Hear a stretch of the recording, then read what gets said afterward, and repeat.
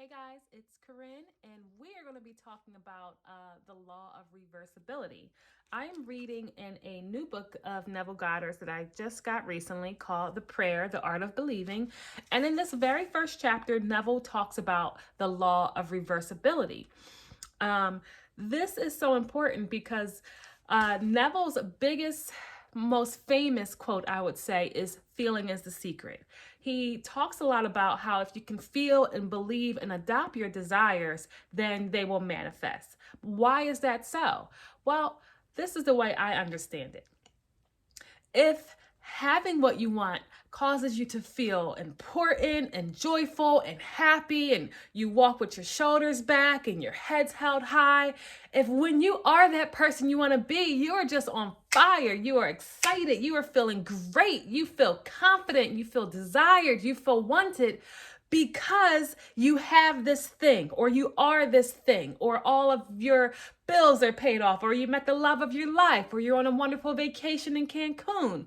If having something in your experience causes you to exude joy and happiness, then exuding that joy, that happiness, and feeling it beforehand will cause it to create. So that is the law of reversibility. We think that we have to have these things to get an effect, but really, if you have that effect, if you have that experience, if you're radiating that, you're going to create it. And that is what the law of reversibility is all about.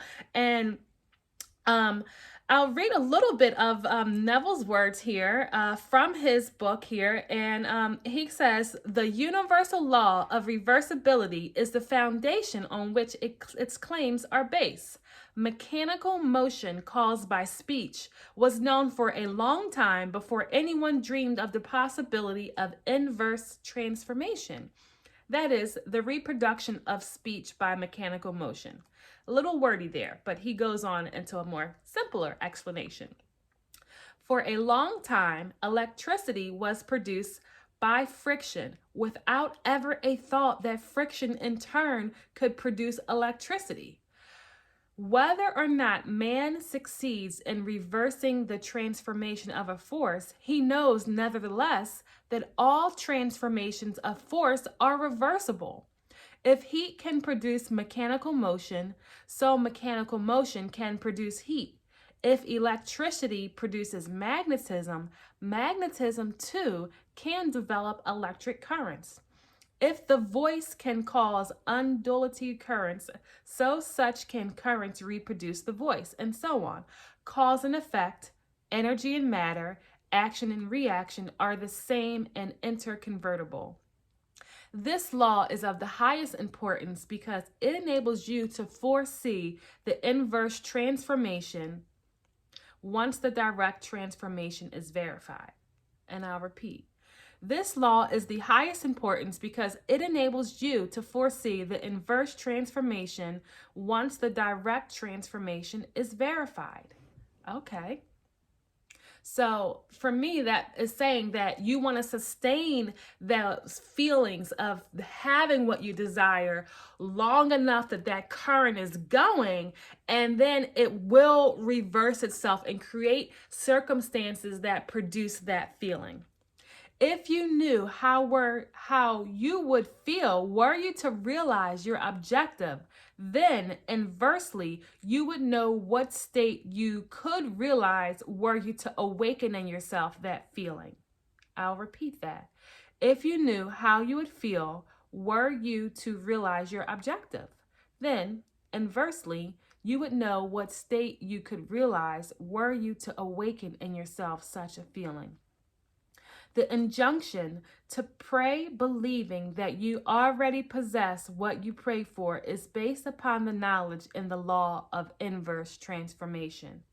If your realized prayers produces in you a definite feeling or state of consciousness that you have what you desire, then inversely, that particular feeling or state of conscious must produce your realized prayer. Because all transformations of force are reversible, you should always assume the feeling of your wish fulfilled. You should awaken within you the feeling that you are and have that which heretofore you desire to be and possess. This is easily done by contemplating the joy that would be yours were your objective an accomplished fact, so that you live and move and have your being and the feeling that your wish is realized. The feeling of the wish fulfilled is assumed and sustained, must objectify the state that would have created it. I'll repeat that. The feeling of the wish fulfilled, if assumed and sustained, must objectify the state that would have created it. This law explains why faith is the substance of things hoped for, the evidence of things not seen, and why he calleth things that are not seen as though they were, and the things that were not seen become seen. Assume the feeling of your wish fulfilled and continue feeling that it is fulfilled until that which you feel objectifies itself. If a psychological fact can produce a psychological state can produce a physical fact. I read that wrong. I'll read that again. If a physical fact can produce a psychological state, then a psychological state can produce a physical fact.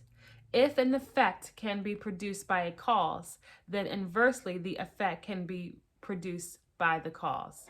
Therefore, I say unto you, what things soever ye desire, when ye pray, believe that ye have received them, and ye shall receive them. Mark 11:24. So, what do you guys think? I know what I think. I question what state or what belief am I walking around in right now that is producing my outside world? If I don't have my attention on the Koren that I desire to be, then it's on my old self, and I'm creating those old feelings, and those in turn are creating my old manifestations or my current situation.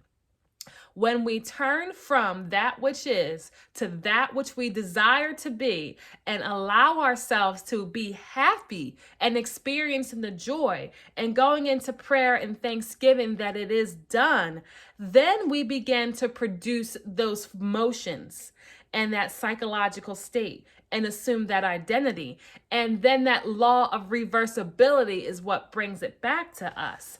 It is such a huge chapter, and he puts it together in such small books, and short. Neville Goddard, none of his books that I've read are super long. He gets right to the point. Chapter 1, Law of Reversibility. So let me know what you guys think. Thank you so much for watching the video. Please hit the like button. Make sure you hit the subscribe button and the bell notification, because I am putting video outs every day, sharing my wealth, my knowledge, my key takeaways from one of the greats, Neville Goddard. So stay tuned for more, and love you. Thanks. Bye.